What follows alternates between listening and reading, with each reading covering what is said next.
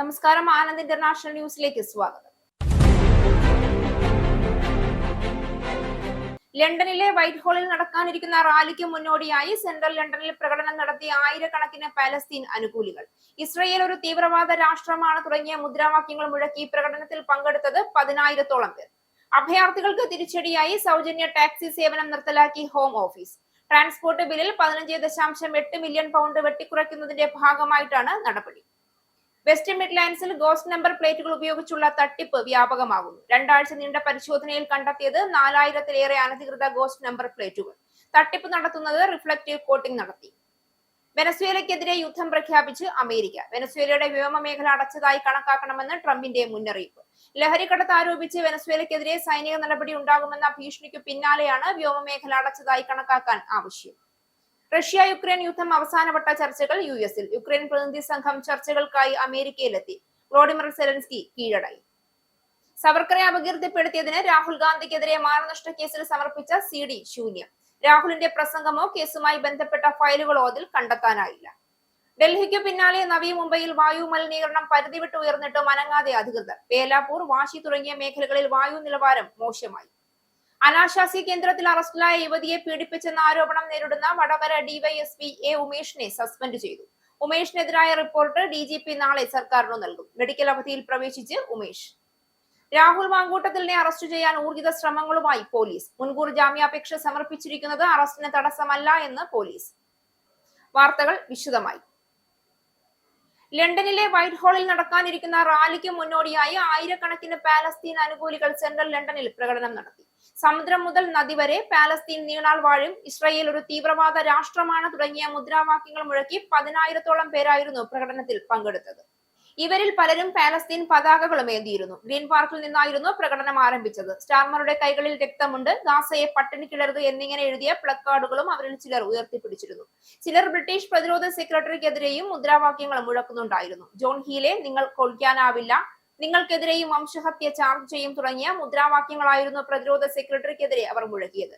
Central ലണ്ടനിലെ പിക്കാഡിലിയിൽ നിന്നും പുറപ്പെട്ട മറ്റൊരു പ്രകടനവും ഉണ്ടായിരുന്നു. പാലസ്തീൻ കൊയാലിഷൻ സംഘടിപ്പിച്ച പ്രകടനം ഉച്ചയ്ക്ക് 12:45-ഓടെയാണ് ആരംഭിച്ചത്.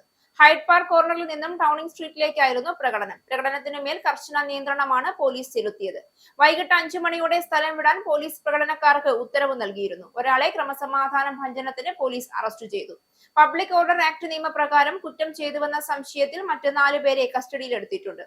പ്രകടനത്തെ അഭിസംബോധന ചെയ്ത ഒരു ലേബർ MP പറഞ്ഞത് പേരിന് മാത്രമായുള്ള വെടിനിർത്തൽ ഒരിക്കലും ഒരു വെടിനിർത്തൽ അല്ല എന്നായിരുന്നു. അക്രമങ്ങൾ അഴിച്ചുവിടുന്ന തടയാൻ UK ഇടപെടണമെന്നും ടാൽഫാം ആൻഡ് ബ്രിക്സ്റ്റൺ MP റിബിയറോ ആൻഡി ആവശ്യപ്പെട്ടു. രാഷ്ട്രീയ നേതാക്കൾ ഈ വെടിനിർത്തലിന്റെ പേരിൽ സ്വയം അഭിനന്ദിക്കുമ്പോഴും യഥാർത്ഥത്തിൽ ഗാസയിൽ വംശഹത്യ തുടരുകയാണെന്നും വൈറ്റ് ഹാളിൽ വെച്ച് പ്രകടനത്തെ അഭിമുഖീകരിച്ച് സംസാരിച്ച റിബിയറോ ആഡി ആരോപിച്ചു. വിദേശ പങ്കാളികളുടെ സുരക്ഷയ്ക്കായി മാത്രമാണ് വെടിനിർത്തൽ ഉണ്ടാക്കിയിരിക്കുന്നതെന്നും അദ്ദേഹം ആരോപിച്ചു. UKയുടെ പങ്കിൽ മാറ്റം വന്നിട്ടില്ല. നയങ്ങൾ വഴി ഇവിടെ ആക്രമണത്തെ പ്രോത്സാഹിപ്പിക്കുമ്പോൾ ഒരിക്കലും വിദേശങ്ങളിൽ സമാധാനം വേണമെന്ന് ആവശ്യപ്പെടാനാവില്ല എന്നും അദ്ദേഹം ചൂണ്ടിക്കാട്ടി.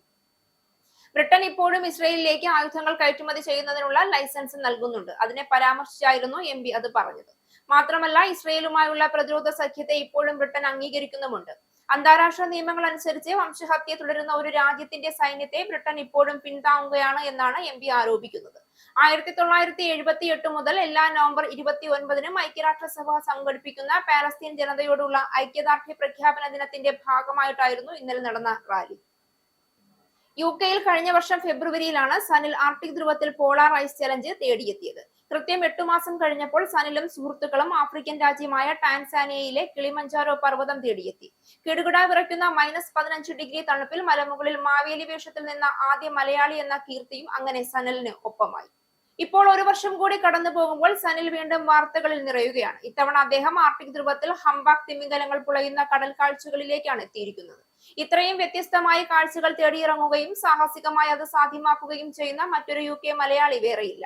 തന്റെ ഓരോ സാഹസികതയ്ക്കും സുഹൃത്തുക്കൾ പങ്കാളികളാകുമെങ്കിലും ഓരോ യാത്രകളിലും പങ്കാളികൾ മാറുന്നു എന്നതും പ്രത്യേകതയാണ്.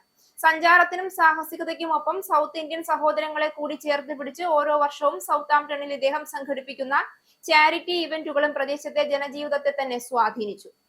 ഫുഡ് ഫെസ്റ്റിവൽ വഴി ആയിരക്കണക്കിന് പൗണ്ട് പ്രദേശത്തെ NHSന് നൽകിയ സനിൽ ബഹുമുഖ പ്രതിഭയാണ് ഇത്തവണ ബ്രിട്ടീഷ് മലയാളി വാർത്താ താരം എന്ന പുരസ്കാരത്തിൽ മത്സരിക്കാൻ എത്തിയത്. ആയിരക്കണക്കിന് വോട്ടുകളുടെ പിൻബലത്തോടെ അദ്ദേഹത്തിന്റെ കൈകളിൽ തന്നെ ആ പുരസ്കാരം എത്തിയപ്പോൾ സൗത്താംപ്ടൺ മേഖലയിൽ ഇന്ത്യൻ വംശജരും ബ്രിട്ടീഷുകാരും ചേർന്ന ജനാവലിയാണ് അദ്ദേഹത്തിനായി കൂട്ടമായി വോട്ട് ചെയ്യാൻ മുന്നിൽ നിന്നതെന്നും വ്യക്തം.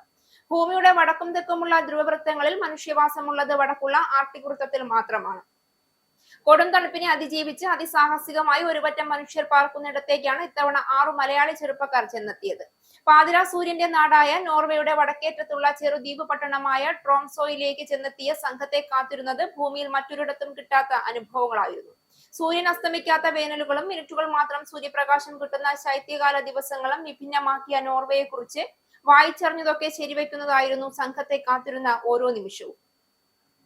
UK-യിൽ അനധികൃതമായി എത്തിയതിനും 3 സ്ത്രീകൾക്ക് നേരെ ലൈംഗികാതിക്രമം കാണിച്ചതിനും ഒരു അഫ്ഗാൻ പൗരനെതിരെ കേസ് ചാർജ് ചെയ്തു.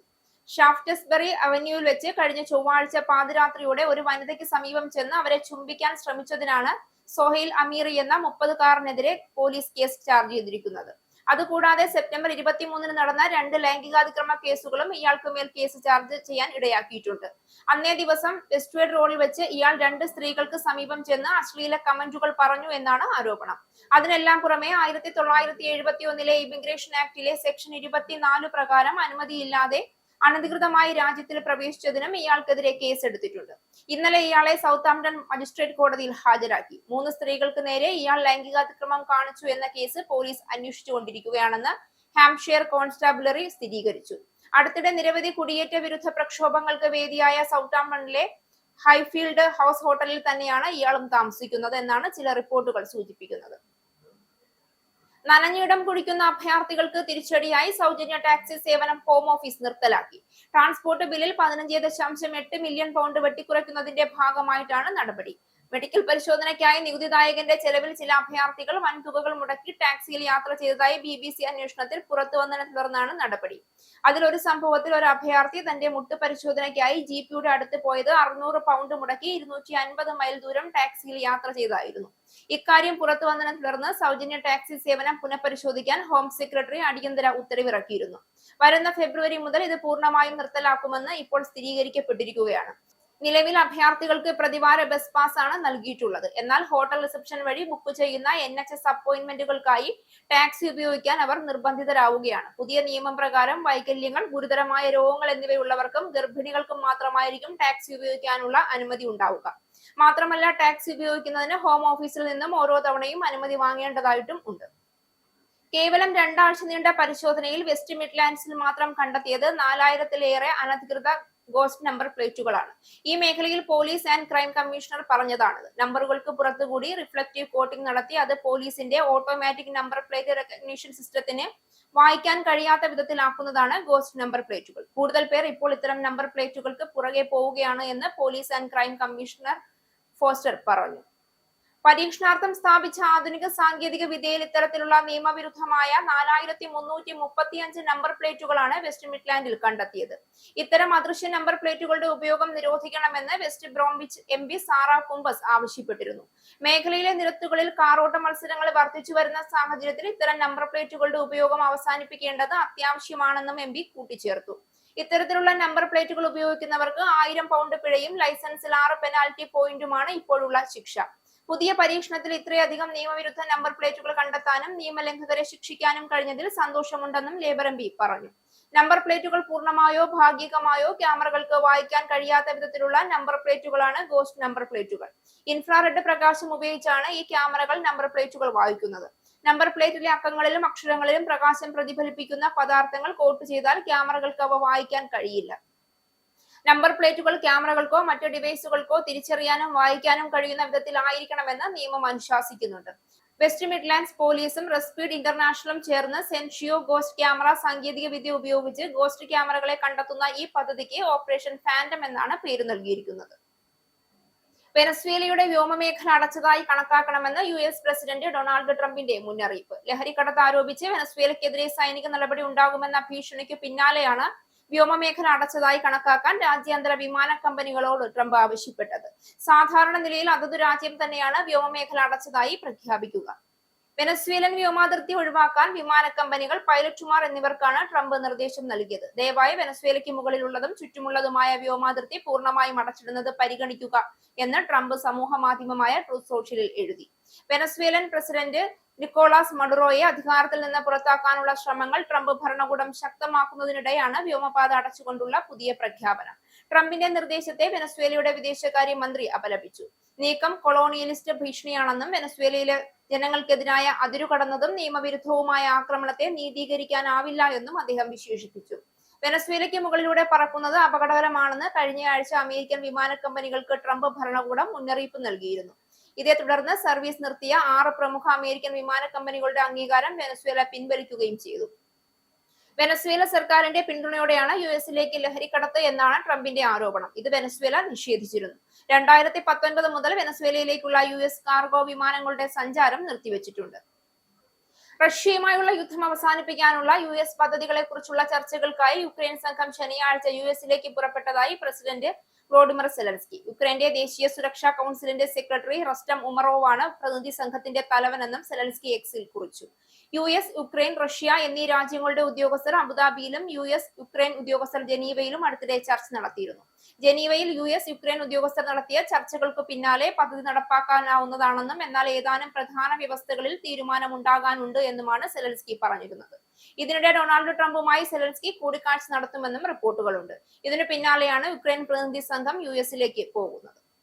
ടെക്സസിലെ ഫോർട്ട് വർത്തിൽ ഒരു ബിൽഡിംഗിൽ നശിപ്പിക്കുമെന്ന് സോഷ്യൽ മീഡിയയിൽ ഭീഷണി സന്ദേശം നൽകിയ മുഹമ്മദ് ദാവൂദ് അലോക്കസായ് എന്ന അഫ്ഗാൻ പൗരൻ അറസ്റ്റിലായതായി യുഎസ് ഹോംലാൻഡ് സെക്യൂരിറ്റി വകുപ്പിലെ സഹായ സെക്രട്ടറി ട്രിഷ്യ മക്ലൗഗ്ലിൻ അറിയിച്ചു.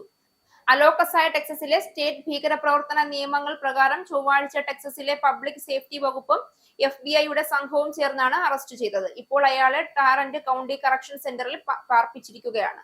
അലോക്കസ് ടിക്ടോക്കിൽ ബോംബ് നിർമ്മാണ വീഡിയോ പോസ്റ്റ് ചെയ്ത് ഫോർട്ട് വർത്ത് പ്രദേശത്തെ ലക്ഷ്യമിടുന്നതായി പ്രചരിപ്പിച്ചിരുന്നു.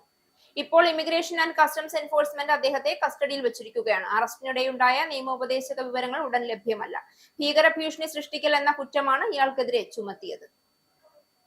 അമേരിക്കയുടെ മിഡ്വെസ്റ്റ് സംസ്ഥാനങ്ങളെ മൂടിയ കനത്ത മഞ്ഞുവീഴ്ച യാത്രാ സൗകര്യങ്ങളെ പൂർണ്ണമായി തകർത്തു. താങ്ക്സ്ഗിവിംഗിന് സമീപമുള്ള തിരക്കേറിയ യാത്രാ ദിവസങ്ങളിൽ രാജ്യത്ത് 1400-ൽ പരം വിമാനങ്ങൾ റദ്ദാക്കുകയും 100 കണക്കിന് സർവീസുകൾ വൈകുകയും ചെയ്തു. ഏറ്റവും വലിയ തിരിച്ചടിയേറ്റത് ഷിക്കാഗോ ഓഹെയർ ഇന്റർനാഷണൽ എയർപോർട്ടിനാണ്. ശനിയാഴ്ച ഉച്ചവരെ 930-ലധികം റദ്ദാക്കലുകളും 750-ലധികം വൈകലുകളുമാണ് ഇവിടെ രേഖപ്പെടുത്തിയിരിക്കുന്നത്. മഞ്ഞും ഐസും കാരണം പുറപ്പെടുന്ന വിമാനങ്ങൾക്ക് ശരാശരി 5 മണിക്കൂറിലധികമാണ് താമസം. ഷിക്കാഗോ മിഡ്വേ എയർപോർട്ടിലും 187 റദ്ദാക്കലുകളും 85 വൈകലുകളും ഉണ്ടായി.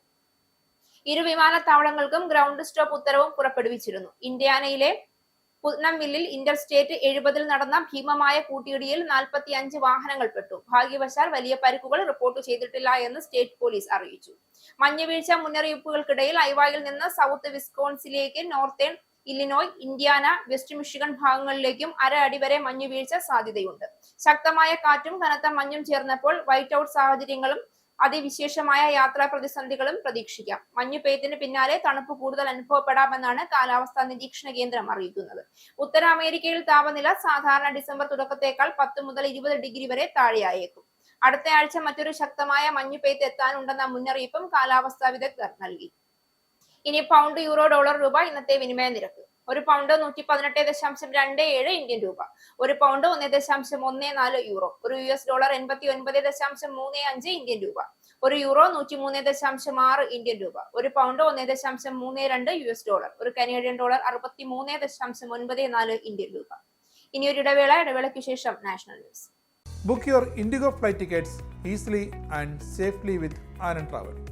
Call UK number 020-8548-4897. Indian cell number 918921120509 or please mail to info@anandtravel.com. Have a happy journey. നമസ്കാരം, നാഷണൽ ന്യൂസിലേക്ക് സ്വാഗതം. ഡൽഹിക്ക് പിന്നാലെ നവി മുംബൈയിൽ വായു മലിനീകരണം പരിധി വിട്ട് ഉയർന്നിട്ടും അനങ്ങാതെ അധികൃതർ. ബേലാംപൂർ, വാശി തുടങ്ങിയ മേഖലകളിൽ വായു നിലവാരം മോശമായി. നവി മുംബൈ വിമാനത്താവളം പൂർണ്ണ സജ്ജമാക്കാൻ വേണ്ടി 24 മണിക്കൂർ മേഖലയിൽ നിർമ്മാണ പ്രവർത്തനങ്ങൾ നടത്തുന്നതും വിവിധ കെട്ടിട നിർമ്മാണ പദ്ധതികളുമാണ് അന്തരീക്ഷ മലിനീകരണം ഗുരുതരമാകാൻ കാരണം. നവി മുംബൈ വിമാനത്താവളത്തിലേക്കുള്ള റോഡുകളും പാലങ്ങളും നിർമ്മിക്കുന്ന ജോലികൾ അതിവേഗം പുരോഗമിക്കുകയാണ്. വിമാനത്താവളത്തിനായി കഴിഞ്ഞ 7 വർഷത്തിൽ ഏക്കർ കണക്കിന് പാറയാണ് പൊട്ടിച്ചത്. നദി വഴിതിരിച്ചുവിട്ടു, കുന്നും മലയും ഇടിച്ചു നിരത്തി. 2800 ഏക്കറിലധികം വരുന്ന വിമാനത്താവളത്തിനായി നടത്തുന്ന നിർമ്മാണ പ്രവർത്തനങ്ങളാണ് നവി മുംബൈ മേഖലയിൽ വായു മലിനീകരണം കൂടാൻ ഒരു കാരണം. സംസ്ഥാനത്ത് ഏറ്റവും കൂടുതൽ വായു മലിനീകരണമുള്ള ജില്ലകളിൽ ഒന്നാണ് വിമാനത്താവളം സ്ഥിതി ചെയ്യുന്ന റായ്ഗഡ് എന്ന് 2 വർഷം മുൻപ് റിപ്പോർട്ട് ചെയ്യപ്പെട്ടിരുന്നു. എന്നാൽ മലിനീകരണം പ്രതിരോധിക്കാൻ ഫലപ്രദമായ ഇടപെടൽ ഉണ്ടായിട്ടില്ല. വിമാനത്താവളത്തിന്റെ വരവോടെ റിയൽ എസ്റ്റേറ്റ് മേഖലയിൽ കുതിച്ചുചാട്ടമാണ് ഉണ്ടായിരിക്കുന്നത്. 100 കണക്കിന് കെട്ടിട നിർമ്മാതാക്കളുടെ പദ്ധതികളാണ് പുരോഗമിക്കുന്നത്. ഹോട്ടലുകൾ ഉൾപ്പെടെയുള്ള പദ്ധതികളും നിർമ്മാണവും നടക്കുന്നു. ഇതെല്ലാം മലിനീകരണം കൂട്ടുന്നു. ഏകദേശം 6 കിലോമീറ്ററോളം ദൂരത്തിലാണ് പൊടിപടലങ്ങൾ അന്തരീക്ഷത്തിൽ തങ്ങി നിൽക്കുന്നത്. വായു മലിനീകരണം മൂലം പലർക്കും സാരമായ അസുഖങ്ങളും ഉണ്ടാകുന്നുണ്ട്. ശ്രീലങ്കയിൽ കനത്ത നാശം വിതച്ച ദിത്വ ചുഴലിക്കാറ്റിൽ മരണസംഖ്യ 200 ആയി. 150ഓളം പേരെ കാണാതായി. 20 ജില്ലകൾ ഇപ്പോഴും വെള്ളത്തിനടിയിലാണ്. രക്ഷാപ്രവർത്തനം തുടരുന്നുണ്ടെങ്കിലും പലയിടങ്ങളിലും സേനകൾക്ക് എത്തിച്ചേരാൻ സാധിക്കുന്നില്ല. ഇന്ത്യൻ നാവികസേനയുടെ 3 കപ്പലുകളും രക്ഷാപ്രവർത്തനത്തിനായി എത്തിയിട്ടുണ്ട്. മഴ കുറയുന്നതോടെ രക്ഷാപ്രവർത്തനം ഊർജിതമാകുമെന്ന പ്രതീക്ഷയിലാണ് അധികൃതർ. കൊളംബോയിൽ കുടുങ്ങിയ ഇന്ത്യക്കാർക്കായി ഇന്ത്യൻ ഹൈക്കമ്മീഷൻ വിമാനങ്ങൾ ക്രമീകരിച്ചിട്ടുണ്ട്. ഡിസംബർ 16 വരെ രാജ്യത്ത് സ്കൂളുകൾ അടച്ചിടും. കൊളംബോ തുറമുഖം താൽക്കാലികമായി അടച്ചിട്ടിരിക്കുകയാണ്. 700-ലധികം വീടുകൾ തകർന്നതായാണ് കണക്കുകൾ. 7,74,000 പേരെ പ്രളയം ബാധിച്ചിട്ടുണ്ട്. 1 ലക്ഷം പേരെ 798 ദുരിതാശ്വാസ ക്യാമ്പുകളിലേക്ക് മാറ്റി. ദിത്വയുടെ സ്വാധീനത്തിൽ തമിഴ്നാട്ടിൽ കനത്ത മഴയാണ് പെയ്യുന്നത്. ഏക്കർ കണക്കിന് കൃഷിയിടങ്ങളിലും നിരവധി വീടുകളിലും വെള്ളം കയറി. ചുഴലിക്കാറ്റ് തമിഴ്നാട് തീരം തൊടില്ല എന്നാണ് കാലാവസ്ഥാ നിരീക്ഷണ കേന്ദ്രം അറിയിക്കുന്നത്. വിവിധ ജില്ലകളിൽ മഴ മുന്നറിയിപ്പ് നൽകി. ചെന്നൈ വിമാനത്താവളത്തിൽ നിന്നുള്ള 47 വിമാന സർവീസുകൾ റദ്ദാക്കി. സവർക്കറെ അപകീർത്തിപ്പെടുത്തിയെന്ന് പരാതിപ്പെട്ട് കോൺഗ്രസ് നേതാവ് രാഹുൽ ഗാന്ധിക്കെതിരെ പൂനെ കോടതിയിലുള്ള മാനനഷ്ട കേസിൽ പ്രധാന തെളിവായി സമർപ്പിച്ച CD ശൂന്യം.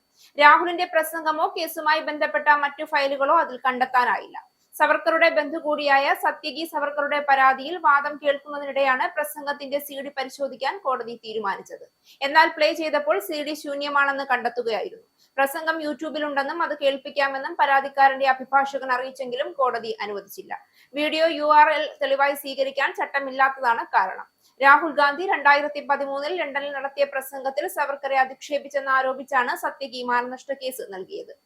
അനാശാസ്യ കേസിൽ അറസ്റ്റിലായ യുവതിയെ പീഡിപ്പിച്ചെന്ന ആരോപണം നേരിടുന്ന വടകര DYSP A ഉമേഷിനെ സസ്പെൻഡ് ചെയ്തു. ഉമേഷ് ഇന്നലെ മെഡിക്കൽ അവധിയിൽ പ്രവേശിച്ചിരുന്നു. ECGയിൽ വ്യതിയാനം വന്നതിനെ തുടർന്ന് മെഡിക്കൽ അവധിയിൽ പ്രവേശിക്കുകയായിരുന്നു. നാദാപുരം കൺട്രോൾ റൂം DYSPക്കാണ് വടകര DYSPയുടെ പകരം ചുമതല. പോലീസ് എന്ന പദവി ഉപയോഗിച്ച് ഗുരുതരമായ കുറ്റകൃത്യം ഉമേഷ് നടത്തിയെന്നാണ് സസ്പെൻഷൻ ഉത്തരവിൽ പറയുന്നത്. നിയമവിരുദ്ധ അധാർമിക നടപടികൾ ഉമേഷ് നടത്തിയെന്നും ഉത്തരവിലുണ്ട്. വടക്കാഞ്ചേരി CI ആയിരുന്നപ്പോൾ അനാശാസ്യ കേസിൽ കസ്റ്റഡിയിലെടുത്ത സ്ത്രീയെ പീഡിപ്പിച്ച് കേസെടുക്കാതെ ഉമേഷ് വിട്ടയച്ചുവെന്നാണ് ഉമേഷിനെതിരായ അന്വേഷണ റിപ്പോർട്ടിലെ കണ്ടെത്തൽ. പോലീസ് എന്ന ഔദ്യോഗിക പദവി ഉമേഷ് ദുരുപയോഗം ചെയ്തു എന്നും റിപ്പോർട്ടിൽ പറയുന്നു. അന്വേഷണ റിപ്പോർട്ട് സമർപ്പിച്ചതിന് പിന്നാലെയാണ് ഉമേഷ് അവധിയിൽ പ്രവേശിച്ചത്. DYSPക്കെതിരെ നിയമ നടപടി സ്വീകരിക്കാൻ പാലക്കാട് SP സംസ്ഥാന പോലീസ് മേധാവിക്ക് റിപ്പോർട്ട് നൽകിയിരുന്നു. അനാശാസ്യ കേസിൽ അറസ്റ്റിലായ ഒരു യുവതിയെ DYSP ഭീഷണിപ്പെടുത്തി പീഡിപ്പിച്ചുവെന്നായിരുന്നു ആത്മഹത്യ ചെയ്ത ചെർപ്പുളശ്ശേരി CI ബിനു തോമസ് ആത്മഹത്യാക്കുറിപ്പിൽ എഴുതിയിരുന്നത്. കഴിഞ്ഞ ദിവസം ഇതേ യുവതി ജില്ലാ ക്രൈംബ്രാഞ്ച് DYSPക്ക് മൊഴി നൽകിയിരുന്നു. ലൈംഗികാതിക്രമ പരാതി നേരിടുന്ന പാലക്കാട് MLA രാഹുൽ മാങ്കൂട്ടത്തിലിനെ അറസ്റ്റ് ചെയ്യാൻ ഊർജിത ശ്രമങ്ങളുമായി പോലീസ്. മുൻകൂർ ജാമ്യാപേക്ഷ സമർപ്പിച്ചിരിക്കുന്നത് അറസ്റ്റിന് തടസ്സമല്ല എന്നാണ് പോലീസ് ചൂണ്ടിക്കാണിക്കുന്നത്. ADGP H വെങ്കടേഷിന്റെ നേതൃത്വത്തിൽ അന്വേഷണ സംഘം കഴിഞ്ഞ ദിവസം യോഗം ചേർന്നിരുന്നു. രാഹുലിനെ ഉടൻ അറസ്റ്റ് ചെയ്യാനാണ് ADGPയുടെ നിർദ്ദേശം. രാഹുലിനായി സംസ്ഥാന വ്യാപക പരിശോധനയിലാണ് പോലീസ്. രാഹുലിന്റെ ബന്ധുക്കളും സുഹൃത്തുക്കളും പോലീസ് നിരീക്ഷണത്തിലുമാണ്. അതേസമയം രാഹുൽ കോയമ്പത്തൂരിൽ ഒളിച്ചു കഴിയുന്നതായുള്ള സംശയത്തെ തുടർന്ന് പോലീസിന്റെ ഒരു സംഘം തമിഴ്നാട് കേന്ദ്രീകരിച്ചും അന്വേഷണം നടത്തുന്നുണ്ട്. ഇതുമായി ബന്ധപ്പെട്ട ഇന്റലിജൻസ് വിവരങ്ങളെല്ലാം അന്വേഷണ സംഘം ശേഖരിച്ചിട്ടുണ്ട്. കോയമ്പത്തൂർ കേന്ദ്രീകരിച്ച് വ്യാപകമായ പരിശോധന നടത്തുകയാണ് പോലീസ്. ലൈംഗികാതിക്രമ പരാതി അന്വേഷിക്കുന്ന തിരുവനന്തപുരത്തുള്ള പോലീസ് സംഘം പാലക്കാട്ടെത്തി രാഹുൽ താമസിച്ചിരുന്ന കുന്നത്തൂർ മേടിലുള്ള ഫ്ളാറ്റിലെത്തി തെളിവെടുത്തു. അതേസമയം MLAക്കെതിരെ പരാതി നൽകിയ യുവതിയുടെ മൊഴിയുടെ കൂടുതൽ വിവരങ്ങൾ പുറത്തുവന്നു. 2 തവണ വീര്യം കൂടിയ ഗർഭചിത്ര മരുന്ന് നൽകി. അശാസ്ത്രീയമായാണ് ഗർഭചിത്രം നടന്നത്. രക്തസ്രാവത്തെ തുടർന്ന് ആരോഗ്യനില മോശമായി. ഇതേ തുടർന്ന് 2 ആശുപത്രികളിൽ ചികിത്സ തേടിയതായും യുവതി മൊഴിയിൽ പറയുന്നു. കഴിഞ്ഞ ദിവസം മൊഴി രേഖപ്പെടുത്തിയ ഘട്ടത്തിലാണ് യുവതി ഇക്കാര്യങ്ങൾ അന്വേഷണ സംഘത്തിന് മുൻപാകെ പറഞ്ഞത്. ഗർഭചിത്രത്തിന് 2 തവണ മരുന്ന് കഴിച്ചു. രക്തസ്രാവം ഉണ്ടായി. ഡോക്ടറുടെ കുറിപ്പടികളൊന്നും തന്നെ ഇല്ലാതെയാണ് മരുന്ന് എത്തിച്ചു നൽകിയത് കഴിച്ചത്. 2 മാസത്തിനു ശേഷമാണ് ഗർഭചിത്രം നടത്തിയതെന്നും മൊഴിയിൽ പറയുന്നുണ്ട്. ശബരിമലയിൽ തിരക്കില്ലാതെ ദർശനം നടത്തി ഭക്തർ. വെർച്വൽ ക്യൂ ബുക്ക് ചെയ്തവരിൽ 15% പേർ എത്താത്തതും സ്പോട്ട് ബുക്കിംഗ് 5000 മാത്രമായി കുറച്ചതും കാരണമാണ് കഴിഞ്ഞ 2 ദിവസമായി ദർശനത്തിന് തിരക്ക് കുറഞ്ഞത്. ഇന്ന് പുലർച്ചെ 5 മണിയായപ്പോഴേക്കും സന്നിധാനം വലിയ നടപ്പന്തൽ കാലിയായി. 18ാം പടി കയറാനുള്ള ക്യൂവിൽ ആരുമില്ല. പമ്പയിൽ നിന്ന് മല കയറി വരുന്നവർ കാത്തുനിൽപ്പില്ലാതെ പടി കയറി ദർശനം നടത്തി. രാവിലെ 7:30 ഉഷപൂജ സമയത്ത് അരമണിക്കൂർ 18ാം പടി കയറുന്നത് നിയന്ത്രിച്ചു. അപ്പോഴും വലിയ തിരക്കില്ലായിരുന്നു. ഡിസംബർ 27 വരെയുള്ള വെർച്വൽ ക്യൂ ബുക്കിംഗ് പൂർത്തിയായി.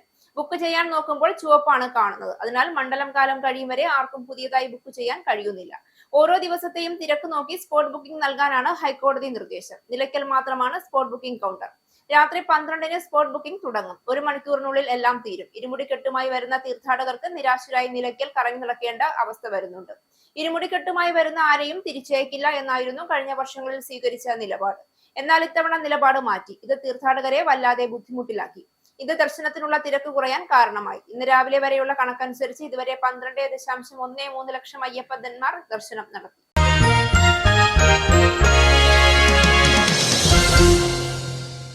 ഈസ്റ്റേൺ കോൺഫറൻസ് പ്ലേ ഓഫിൽ ന്യൂയോർക്ക് സിറ്റി FC-യെ 5-1 തകർത്ത് ഇന്റർ മയാമി ആദ്യമായി MLS കപ്പ് ഫൈനലിൽ. ടാഡിയോ അയൻഡയുടെ ഹാട്രിക്കും മാറ്റിയോ സിൽവറ്റിയുടെ ടെലാസ്കോ സെഗോവിയയുടെയും ഗോളുകളാണ് മയാമിക്ക് തകർപ്പൻ വിജയം സമ്മാനിച്ചത്. ജയത്തോടെ MLS ഈസ്റ്റേൺ കോൺഫറൻസ് കിരീടവും ഇന്റർ മയാമി സ്വന്തമാക്കി. സാൻ ഡീഗോ FC-യും വാൻകൂവർ വൈറ്റ് ക്യാപ്സും തമ്മിൽ നടക്കുന്ന വെസ്റ്റേൺ കോൺഫറൻസ് ഫൈനൽ വിജയിയെ ഡിസംബർ 7 ഇന്ത്യൻ സമയം പുലർച്ചെ നടക്കുന്ന MLS കപ്പ് ഫൈനലിൽ മയാമി നേരിടും. മത്സരത്തിലുടനീളം തുടങ്ങിയത് അർജന്റീനിയൻ താരമായ അയൻഡയായിരുന്നു. 14, 23, 89 മിനിറ്റുകളിലായിരുന്നു താരത്തിന്റെ ഗോളുകൾ. 67ാം മിനിറ്റിൽ മാറ്റിയോ സിൽവറ്റിയുടെ ഗോളിന് വഴിയൊരുക്കി ലയണൽ മെസ്സി മത്സരത്തിൽ തിളങ്ങി. 83ാം മിനിറ്റിലായിരുന്നു ടെലാസ്കോ സെഗോവിയയുടെ ഗോൾ. പ്രധാന വാർത്തകൾ ഒരിക്കൽ കൂടി.